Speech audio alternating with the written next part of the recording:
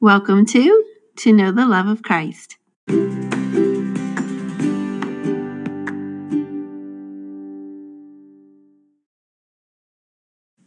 Welcome back.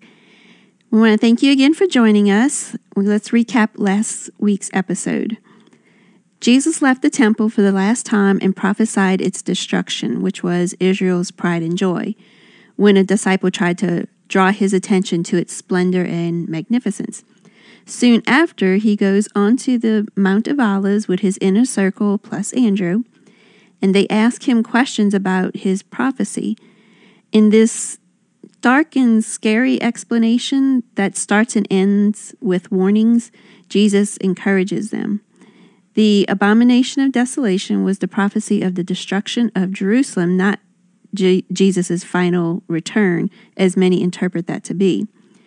Jesus only briefly talks about that, but mostly about what's to come in the immediate sense.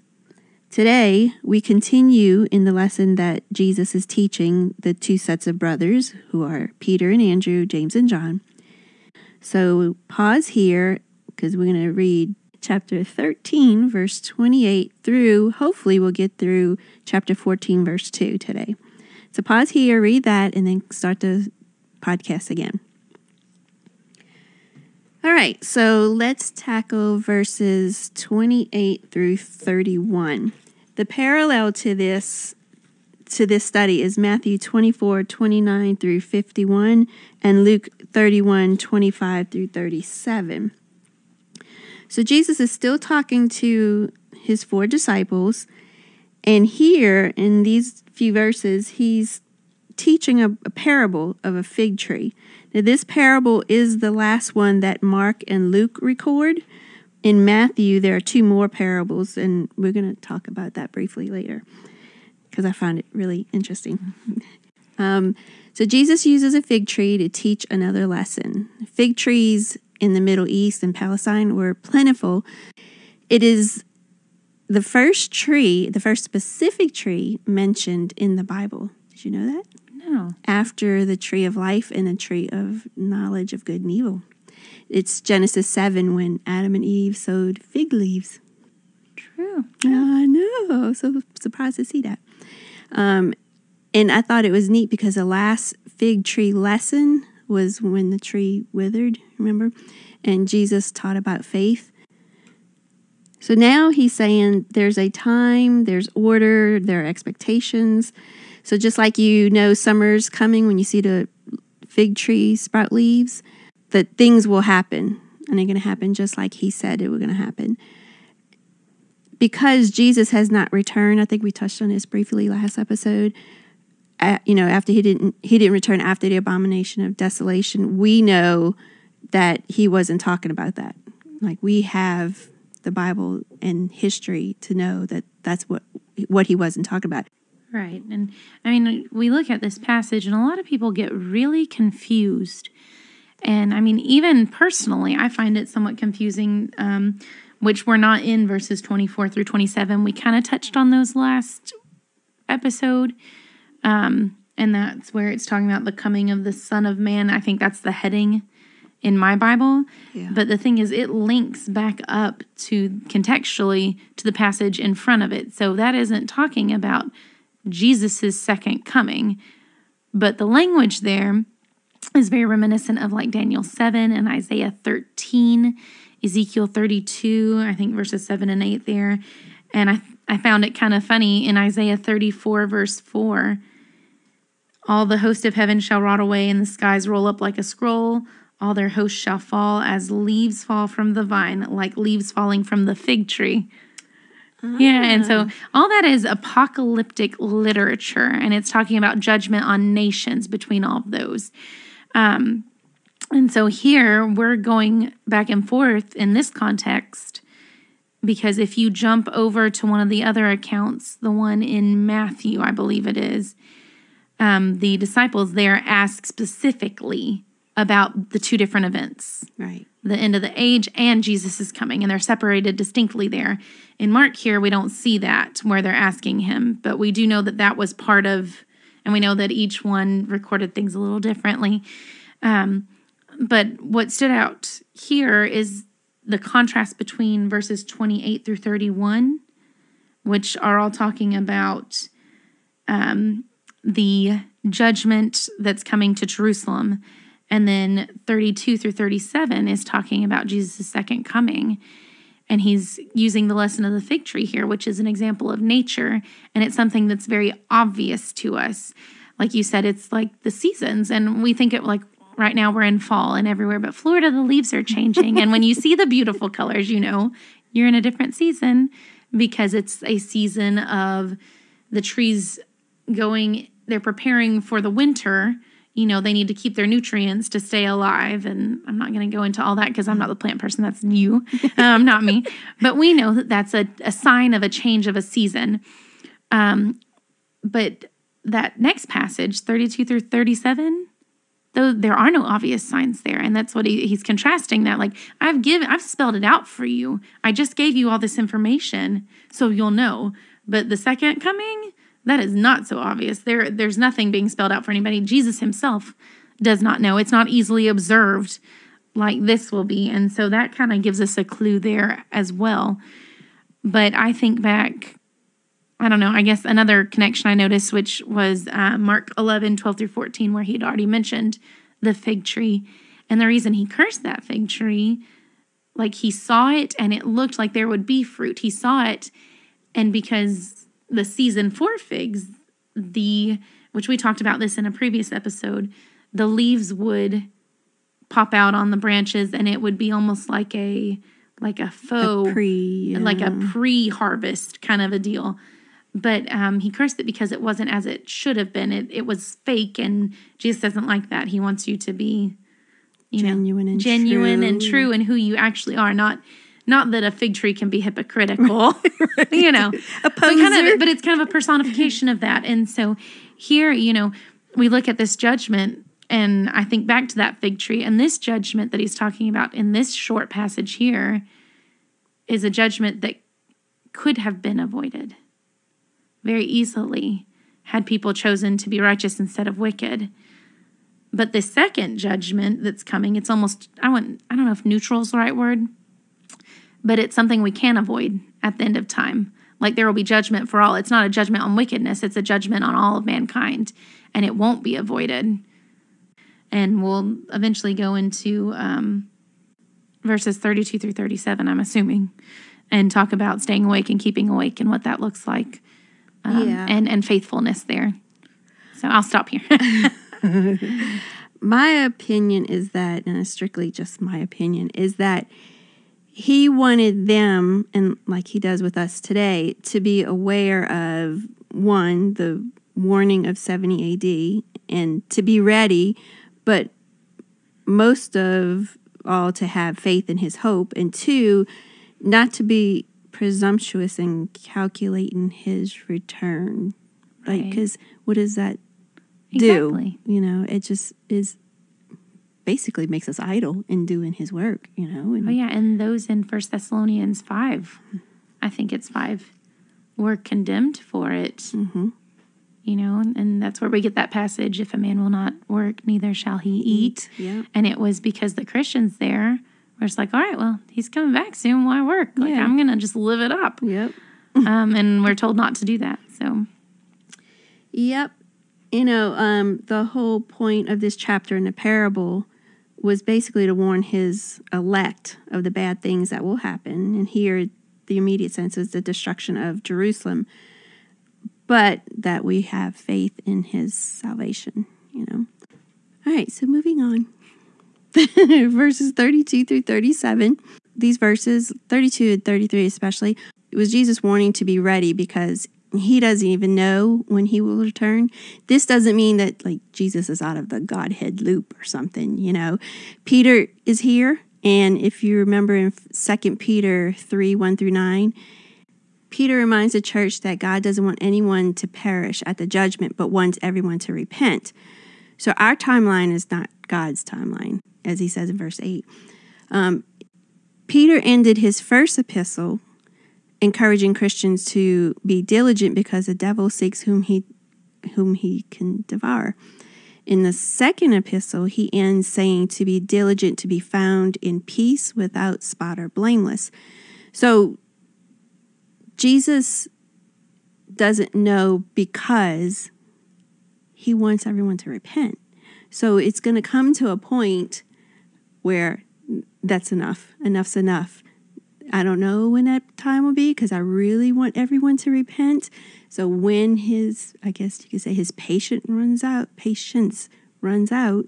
Well, yeah, or I mean that to me that's very reminiscent of the idea that he sent Jesus in the fullness of time. And so he sent Jesus when everything would providentially work for the salvation of man to happen. Mm-hmm. And so I feel like just the way that God is described, he is going to come back at the time when the most people will be saved, if that makes sense. Yeah. Like, that's the way I see that. Like, he is, I don't know if his patience ever runs out. I would think he has, like, everlasting patience. But we've had this discussion personally. Yeah. When is patience no longer patience? And it's just not doing what needs to be done. And God, in his infinite wisdom, knows at the point, like, my patience is no longer effective. I need to do something. But I would say, I mean, at least in my own mind, I don't know, I could be wrong. And y'all, if you hear this and you think I'm wrong, please let me know. But I do think he is waiting for the time in which he can bring most people to himself. But I mean, our hearts are our hearts, and the things that we do are just an outpouring of that. And so he knows whether or not we're going to be faithful. And yeah. Does that make sense? Yeah, it does. And you're right, does God's patience run out? But then it's got to. I mean, there will be an end of time, but he's infinite. So right. I would think everything he is, he's perfect. He is. And so he's perfectly patient. But like I said, there's patience like, okay, I'm going to allow my child this extra time to obey. I mean, even as a parent, we do that. I'm going to extend grace and mercy and expect you to act in faith on what I'm allowing to happen and not to take advantage of that. But I mean, I wouldn't say God ran out of patience in the Old Testament. And so therefore he sent in Babylon. So 35 and 36, he's emphasizing, watch and work. 37, watch in the New King James, or stay awake, as in ESV says. It's basically, if I'm on guard, I'm going to be diligent that the work is being done. We can't have the attitude like, oh, he's not returning yet.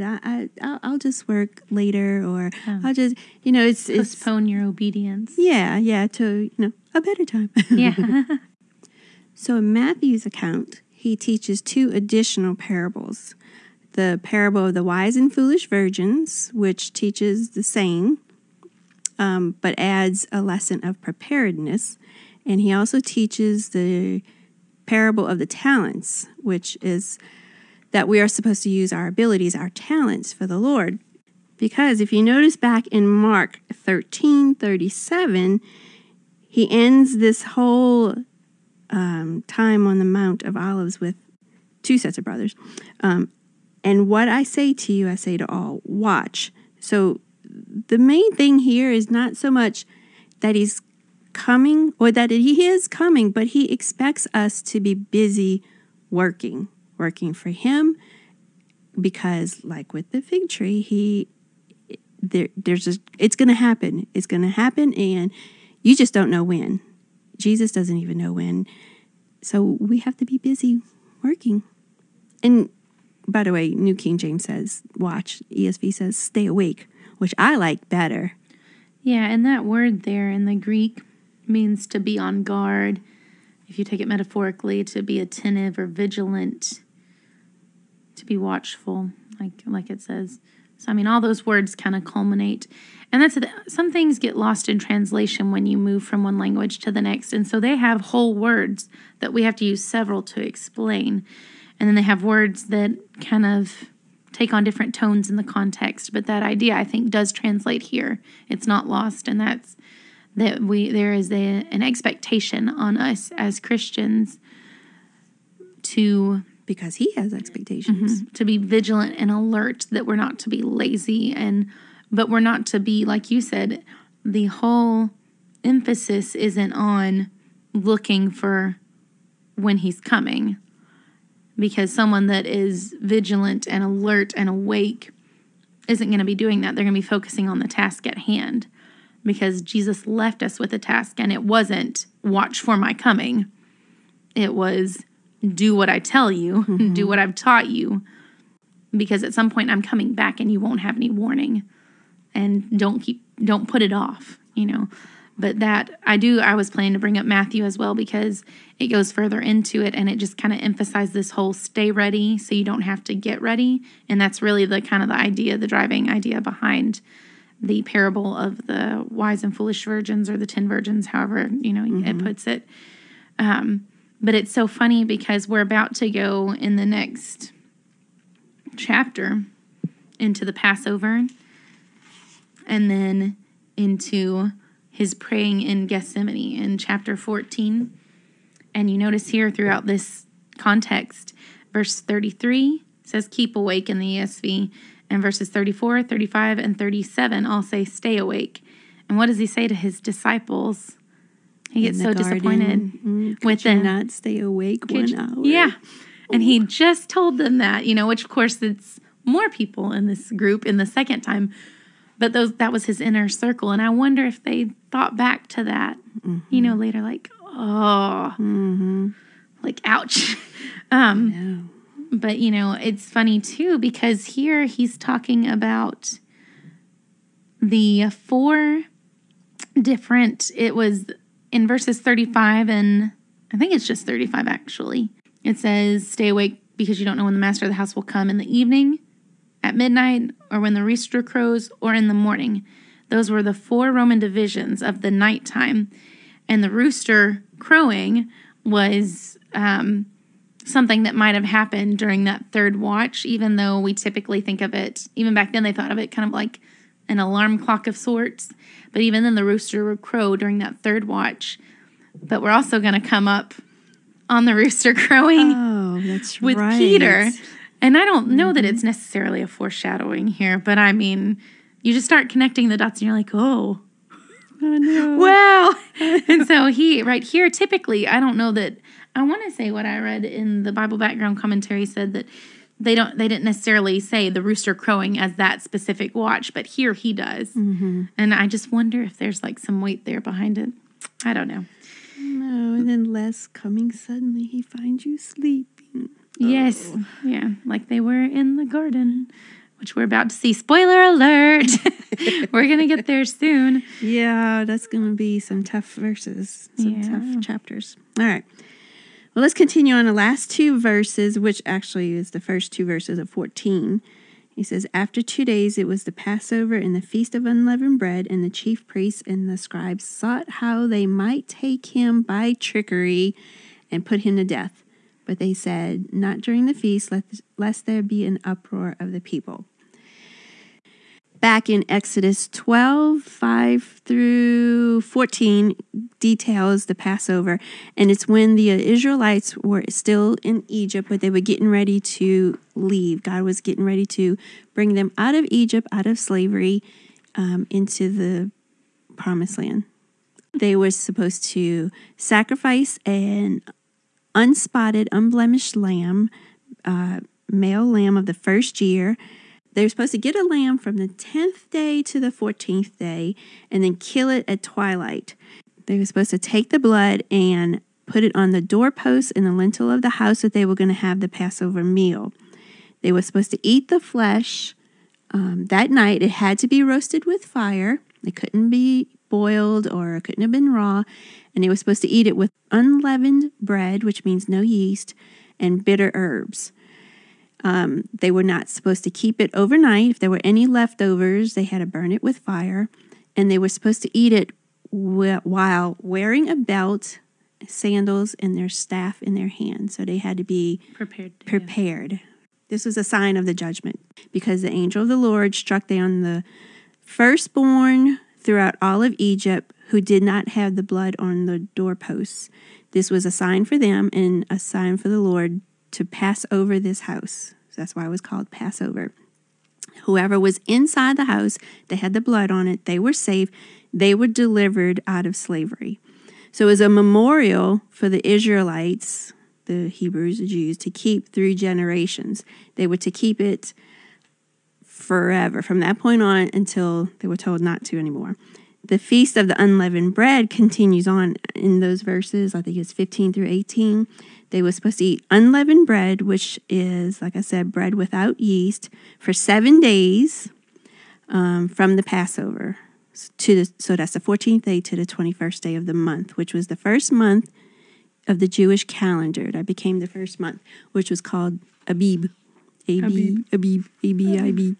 And then whoever disobeyed this, whoever did not follow the Passover and eat the unleavened bread, were to be cut off from Israel. It didn't matter if they were Israelite or if they were a stranger that was brought in. If they did not observe it, they were to be cut off from all of Israel. So the significance here, we're going to get into it in the next episode, is the Passover. So there's preparedness that we just talked about. There's the Passover, which we'll get into more detail in the next one. But it's a very significant turning point in Jesus's life right here. And I just find it very ironic of the leaders to do what they do for this turning point on this event, because of all that it represented. I guess you could say, in a sense, them doing what they did would have kicked off the sacrifice that was necessary for all mankind. You know, just like they had to sacrifice that lamb, and it had to be the day of. In fact, what I found in the background commentary said that the Feast of Unleavened Bread, which immediately followed Passover. So Passover was supposed to be before that, because of popular, I guess, what they decided to do at the time. It now extended to include Passover as well for some reason, which to me is weird. And so, I mean, that's a cultural thing there. But I thought that was interesting. But it said that you had to go and have the priest slaughter the lamb in the temple, and then you brought it back to your family that day and cooked it and fed it to your whole family. And so it was like the day of, which no leftovers. So, I mean, you couldn't kill it the day before and cook it and all that. But that's what this said. But something else I found interesting in the IVP Bible background commentary was that the Jewish leaders would bully those who went against them, who opposed their thinking. And so it said that certainly they wouldn't allow someone who came in and claimed that God was threatening to destroy Jerusalem to get away with it. Oh. Yeah.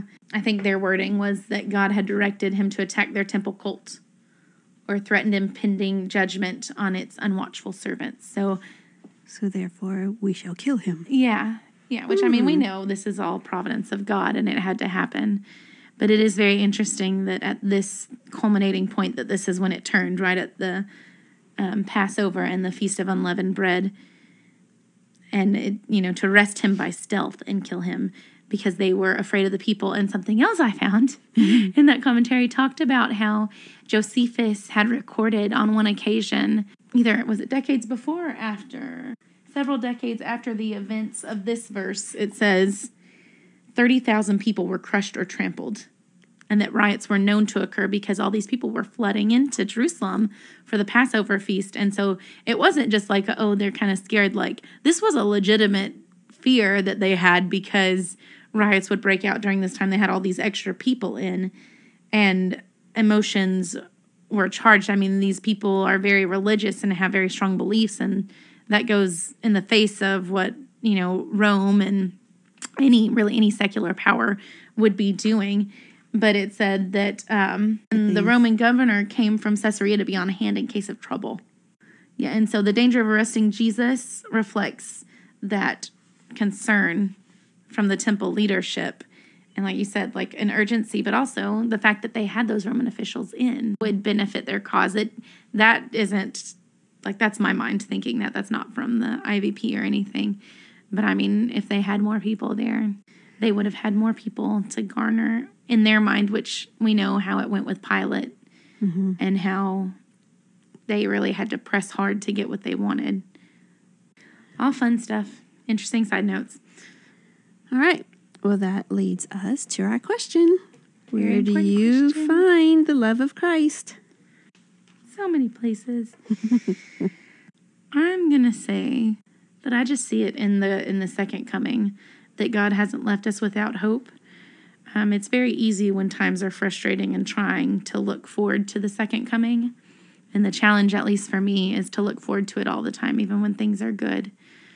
But I mean, I do find that hope and that comfort in the fact that, I think I said it in the last episode, things will never be as bad as they were at AD 70. It says, there was no worse time beforehand or will be after that. And so it doesn't make our trials any less painful or any less harsh, or we still have to live through our own trials, even if it has been worse or could be worse. But the fact that I have something to look forward to, and unlike the judgment on Jerusalem, I can choose to have a judgment that will put me in a position to be with God, and that we're offered that. So that's where I see it. I see it in the parable of the fig tree, because it's more than seasons and timing and expectations.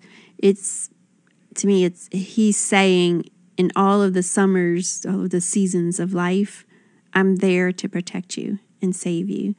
So if you are diligent and ready for me, I am forever. And so that's where I see it.